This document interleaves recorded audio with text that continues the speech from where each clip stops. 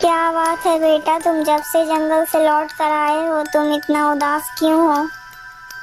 राजा के पूछने पर राजकुमार सारी कहानी राजा को सुना देता है।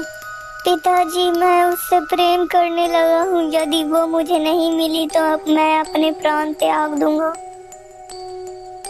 अरे नहीं पुत्र, तुम बिल्कुल भी चिंता मत करो, मैं तुम्हारा विवाह उसी के साथ करवाऊंगा। अरे सैनिकों, तुम लोग जंगल जाओ और उस सिंगल गुफा में एक सुंदर कन्या रहती है, तुम उसे पकड़कर राजमहल लेकर आओ। राजा का आदेश होते ही सब सैनिक जंगल की ओर निकल पड़ते हैं और वो गुफा के अंदर सारे सैनिक घुस जाते हैं।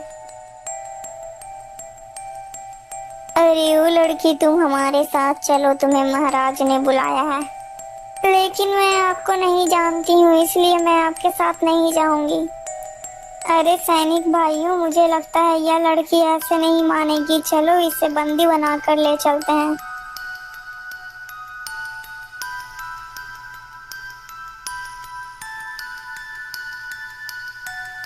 बेटी, तुम्हारा क्या नाम है? तुम डरो मत, तुम अपने हमें माता पिता के जैसे ही समझो। हम तुम्हें अपनी बहू बनाना चाहते हैं। राजा उससे बहुत सारे सवाल पूछता है, लेकिन वो बेचारी लड़की डर के मारे कुछ भी नहीं बताती है। अरे महाराज, आप भी ना, बेचारी तो अभी अभी आई है और आप उसके सामने सवालों के सवाल खड़ा कर रहे हैं। चलो बेटी, तुम मेरे साथ चलो। फिर वो लड़की महारानी के साथ चली जाती है। महारानी दिल की बहुत अच्छी थी। धीरे धीरे महारानी उस लड़की को सारी बातें बताती और सिखलाती है और वो लड़की कुछ ही दिनों में सबके साथ घुल मिल गई थी।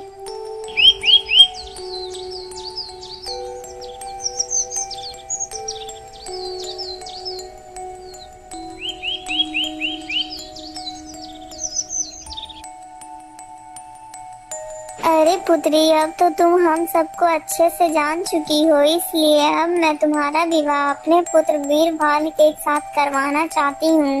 इस पर तुम्हारी क्या राय है बेटी? माता जी, आप जैसा कहोगी मैं वैसा ही करूँगी।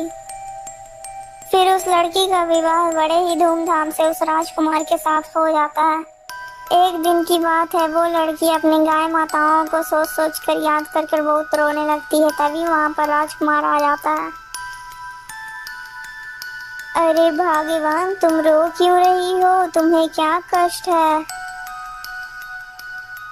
राजकुमार जी, मुझे अपनी सारी माताओं के याद आ गए थे, इसलिए मैं रोने लगी थी। पता नहीं मेरी सारी माताएं कैसे होंगी। आपकी माताएं कितनी है महारानी जी? फिर वह लड़की अपनी सारी कहानी राजकुमार को बताती है। अच्छा, तो फिर ठीक है महारानी जी, मैं आज ही आपको आपकी माताओं से मिलाने के लिए ले चलता हूँ। राजकुमार तुरंत ही महारानी को अपने रथ पर बैठाता है और जंगल जाकर पहुँच जाता है।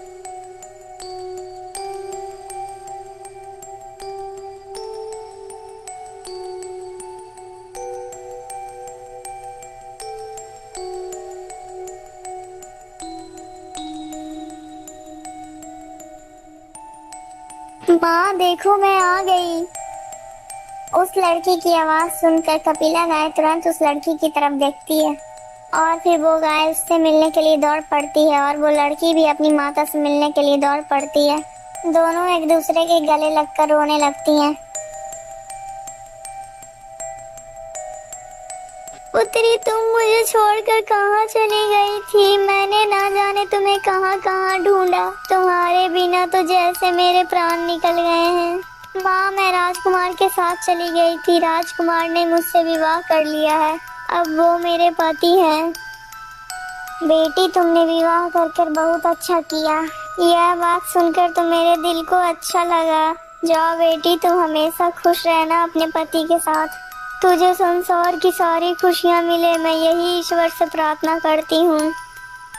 यह सब सुनकर वो दोनों फिर वहाँ से वापस चले जाते हैं।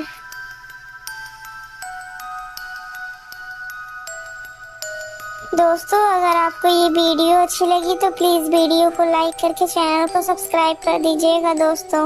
और हाँ दोस्तों, इस वीडियो का पार्ट 1 और पार्ट 2 और पार्ट 3 हमारे चैनल में है, आकर ज़रूर देखिएगा दोस्तों।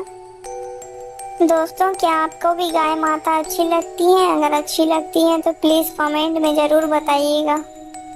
दोस्तों आपको इस कहानी से क्या शिक्षा मिली कमेंट में जरूर बताइएगा। दोस्तों ऐसी और कहानी देखने के लिए हमारे चैनल के साथ जुड़े रहिएगा दोस्तों।